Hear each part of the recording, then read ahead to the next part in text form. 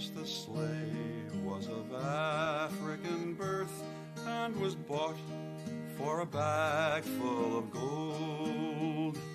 He was reckoned as part of the soul. It's a story that I try to convey to people that come and visit us.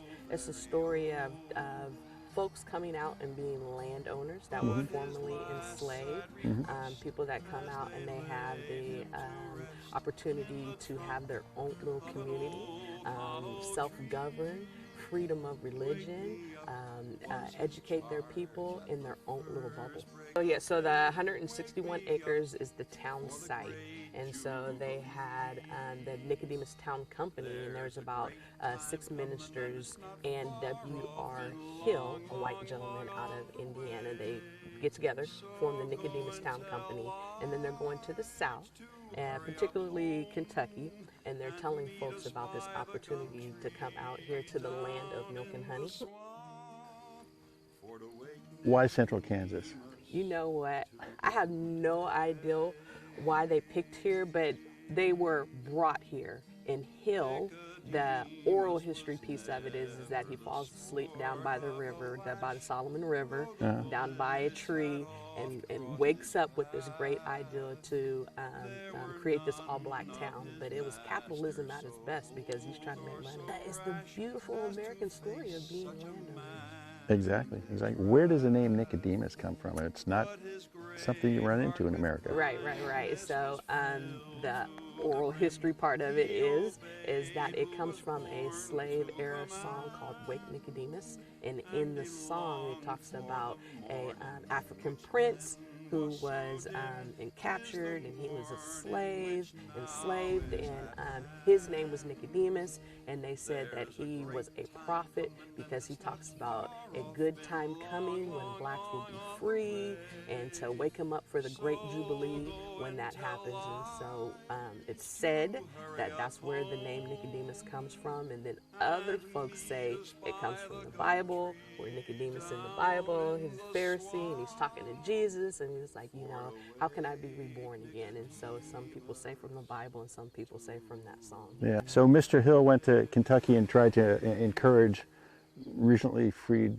slaves to come out west. I mean, do you know what his pitch was? Oh yeah, come on out, there is this beautiful land that you can buy. If you farm, just take your seed and just throw it in the air, and that's all you have to do. There's wild horses out there, and if you can catch them, they're yours. There's plenty of trees out here to build your home. First group, they say there's about 350 in that first group. Wow. Yes, and within that first group, my great-great-great-grandparents, Tom and Zarina, and their 3 kids, they're in that group that comes out to Nicodemus. Yeah. And so there's other big waves that come, and then folks are hearing about Nicodemus, and so they're trickling in all. How did they get from Kentucky to the land of milk and honey? Right. They get on the train. So these folks that they are recruiting to come out here to Nicodemus, first of all, they have to have their $5 for the lot of land, and then they have to have enough money to get their family on the train. So they get on the train in Sadie'ville, Kentucky, ride it all the way to Ellis, Kansas, which is 35 miles to the south of us. They get off the train in Ellis, Kansas, and they walk over here to Nicodemus with their few belongings. It was only 35 miles. Only 35 miles. Yeah. Nothing. The railroad not coming to Nicodemus economically devastates the community. And so some business owners literally take their businesses to Bogue and set up shop there in Hill City. And when that happens, it's not a mass exodus at that time. How far away did the railroad pass that it basically shut off Nicodemus? Right, so there's a map and you see it, and it looks like the track should come right through Nicodemus, but it makes like a upside down U and 5 miles southwest of Nicodemus. So we have the African Methodist Episcopals that were here. That was a denomination, and then our Baptist denomination. So those two were the groups that were out. So go and The tell AME Church, African Methodist Episcopal Church, built in 1885. Beautiful building. As I mentioned before, religion was very important. As soon as they got here to Nicodemus and started building their dugouts, they would hold church services in individuals' dugouts. Our 5 historic buildings, so the St. Francis Hotel, the schoolhouse.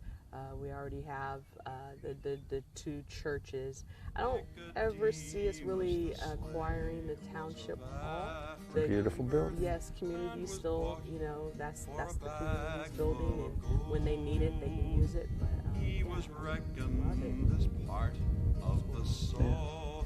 Well, thanks so much for the tour. This is really, it's off the beaten path, but it's definitely worth coming by if you like American history and want to know about, the expansion of the country and what Nicodemus is all about. Yes, I'm glad you came out, and I hope you enjoyed your visit. No, it's really interesting. Love Wake history. me up All right. was his charge at the first break of day. Wake me up for the great Jubilee. There's a great time coming and it's not far.